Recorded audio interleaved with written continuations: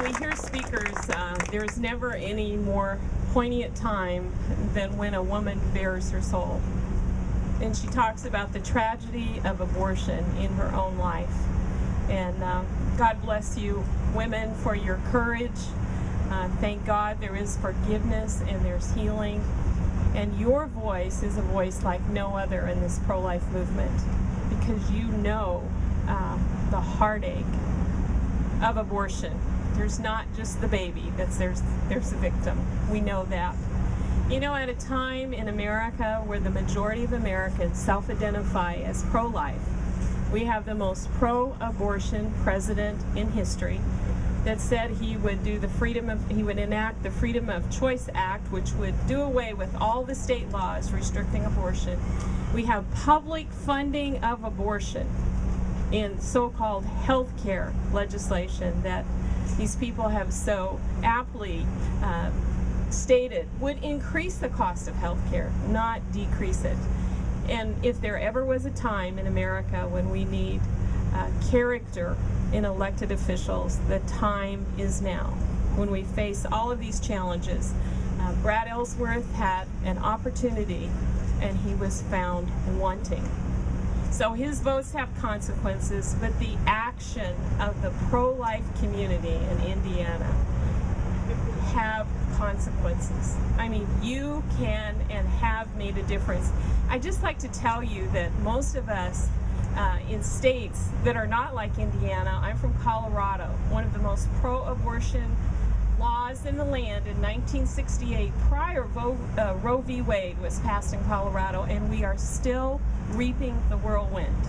And I'd like to just encourage all of you today and tell you that your pro-life stands and your pro-life actions will have great significance. And it'll affect people that you'll probably never even meet. But God bless you for your strength in this pro-life community. A lot of work has gone into all of this, and I'm so proud to stand with you today and the leaders. And I'd like to say to you ladies that are aspiring to office and already in office, hey, keep going, girl. We like it. Susan B. Anthony list is all about putting pro-life women in public office, because we pro-life women, we're worth our weight in gold. Because you know what? For years, we had these women that said that women's rights were abortion rights, speaking for us. They never spoke for me. They don't speak for me today. And our beautiful little girls aren't standing here anymore. But we want to be role models for young women. We are pro-women. We are pro-life.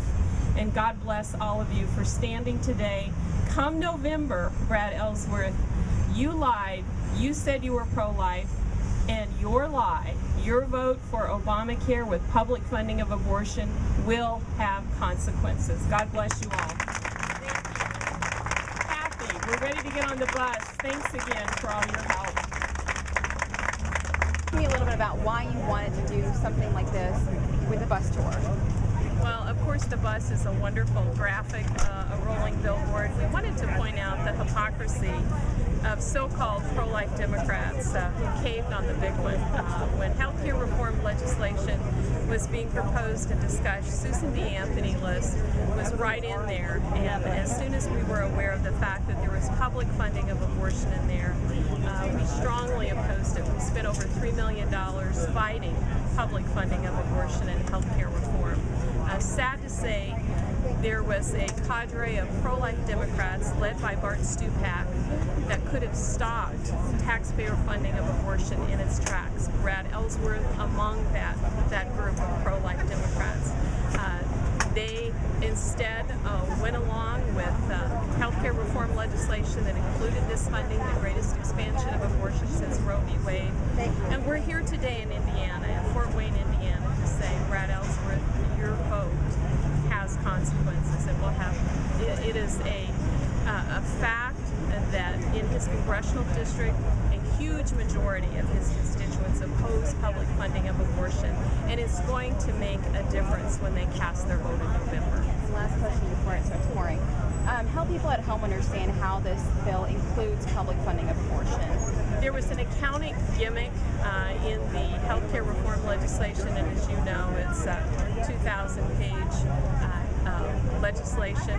And so it's very hard for the everyday person to figure this all out. But there was an accounting gimmick that allowed for federal dollars going for abortion. Now at the time, there was a deal cut with an executive order. The executive order is a sham. And if folks understand what the Congressional Research Services is now, they have come out with a clear statement that neither the executive order nor any directive from Health and Human Services would prohibit taxpayer funding of abortion. So the fact of the matter is, we've said from day one at Susan B. Anthony List that public funding of abortion is in this bill.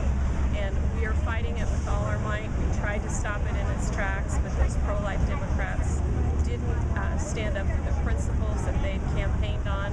And here we are today to say their votes have consequences. That's it.